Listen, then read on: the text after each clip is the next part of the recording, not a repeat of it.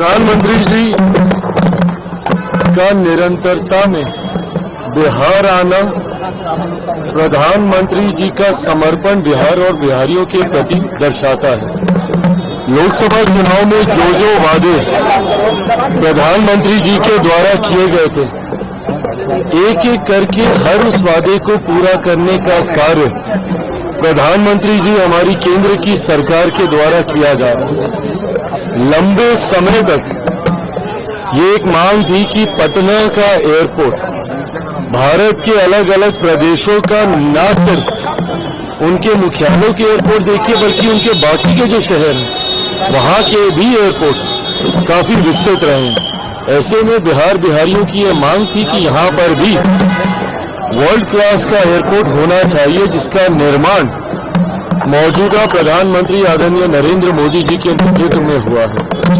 न सिर्फ इसका उद्घाटन बल्कि परसों विक्रमगंज में एक विशाल जनसभा को भी आदरणीय प्रधानमंत्री जी संबोधित करेंगे। और जैसा मैंने कहा कि जो वादे प्रधानमंत्री जी और हम लोगों ने लोकसभा में किए थे, विधानसभा चुनाव आते आते तक हर उस वादे को पूरा करने का कार्य हमारी केंद्र की सरकार के द्वारा किया जाएगा।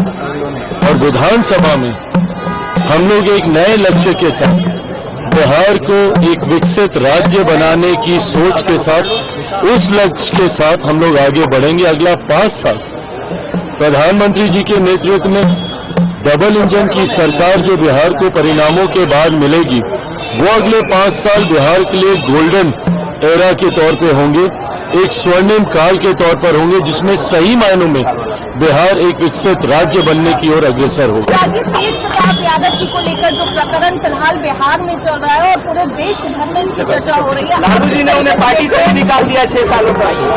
देखिए, ये पूर्णतः उनका पारिवारिक विषय है, उनकी पार्टी का अपना इंटरनल मैटर है। मुझे नहीं लगता कि इसमें किसी को अपने पक्ष रखने की जरूरत है। आपस में परिवार के विषय हैं और उनकी पार्टी का विषय वो खुद स्वयं सुलझा लें। बिहार की 2 बेटी चिराग इसमें पिस रही हैं, ऐश्वर्या और न्याय की किसी भी बेटी के साथ अन्याय ना हो, उसके लिए मैं मानता हूं कानूनी व्यवस्था पूरी तरीके से सुदृढ़ है। पर अगर उसके बाद भी अगर कभी कहीं ऐसा लगे तो जरूर अपने पक्ष को मजबूती से रखा जाए। बिहार में लगातार आपराधिक घटनाएं हो रही है, राजधानी पटना में गोलियां चल रही है दिन दहाड़े। चिराग जी, ये बहुत ज्यादा चिंता का विषय है।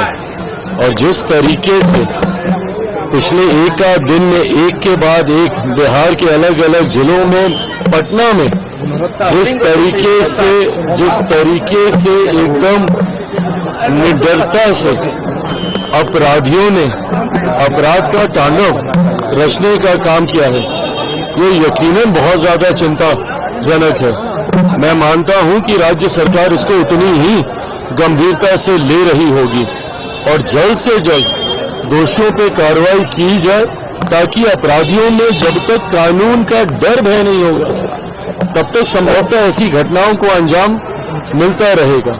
और ऐसे में सरकार, राज्य सरकार को पूरी गंभीरता के साथ इसके ऊपर एक्शन लेने की जरूरत है, जो मैं मानता हूं कि सरकार जरूर ले रही है। पिछले दिन आप तेजस्वी यादव से मिले थे, उसको लेकर कोई मतलब निकाले जा रहे हैं और कह रहे हैं चिराग पासवान एनडीए को धोखा दे।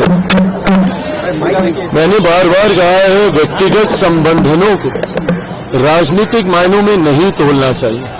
और ये किसी से छुपा नहीं है, मेरा उस परिवार के साथ पुराना रिश्ता रहा है। मेरे पिता आदरणीय रामविलास पासवान जी, आदरणीय लालू जी एक दूसरे के साथी रहे, सहयोगी रहे, समकक्ष रहे, एक दूसरे के साथ मिलकर काम किया।